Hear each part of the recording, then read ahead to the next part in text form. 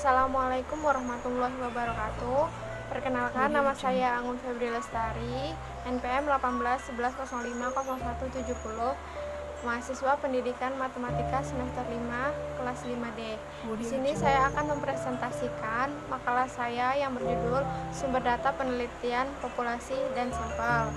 Di sini saya ditemani oleh teman saya yang bernama Feni Hermaini dengan NPM 1811050425.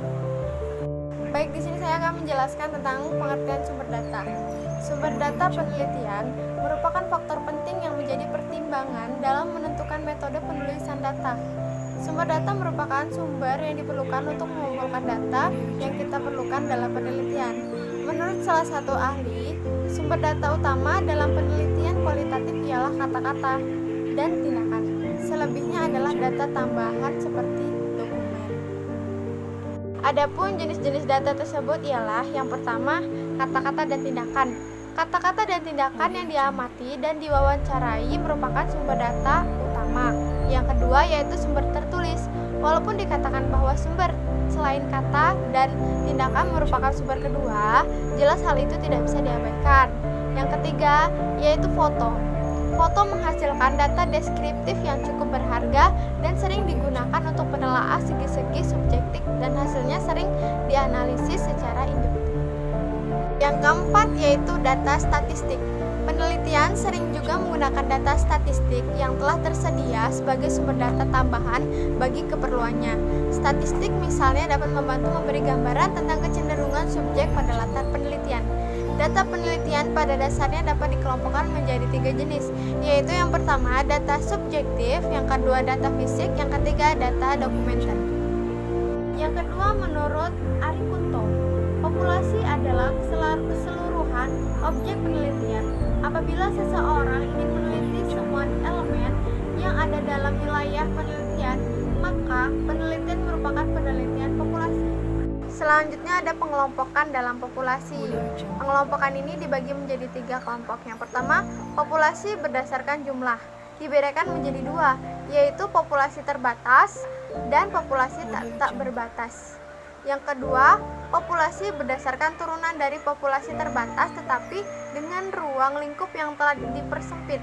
Populasi ini dikelompokkan menjadi 2, yaitu populasi teoritis dan populasi tersedia. Yang ketiga, populasi berdasarkan sumber data, variasi, unsur pembentuk. Populasi ini dikelompokkan menjadi 2, yaitu populasi bersifat homogen dan populasi bersifat heterogen. Dan untuk materi selanjutnya akan dijelaskan oleh saudari Feni Hermaini. Silakan. Terima kasih atas penjelasan materinya dari saudara Anggun. Materi selanjutnya akan saya lanjutkan.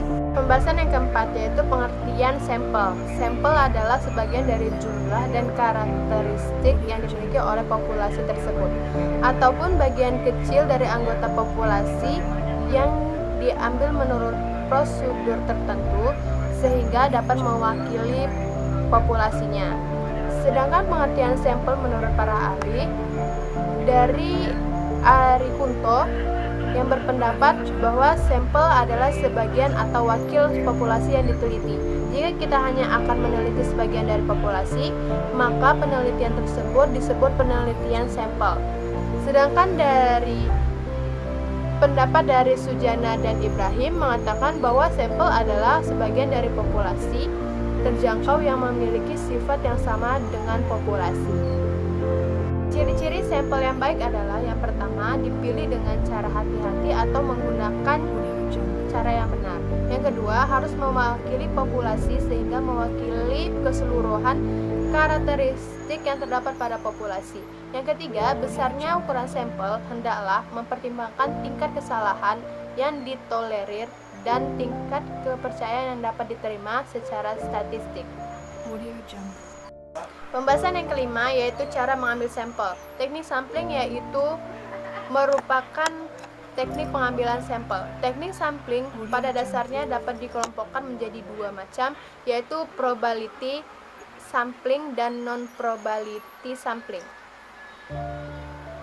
Probability sampling adalah suatu teknik sampling yang memberikan peluang atau kesempatan yang yang sama bagi setiap unsur atau anggota populasi untuk dipilih menjadi anggota sampel. Yang kedua, non-probability sampling adalah teknik yang tidak memberikan peluang atau kesempatan sama bagi setiap unsur atau anggota populasi untuk dipilih menjadi sampel.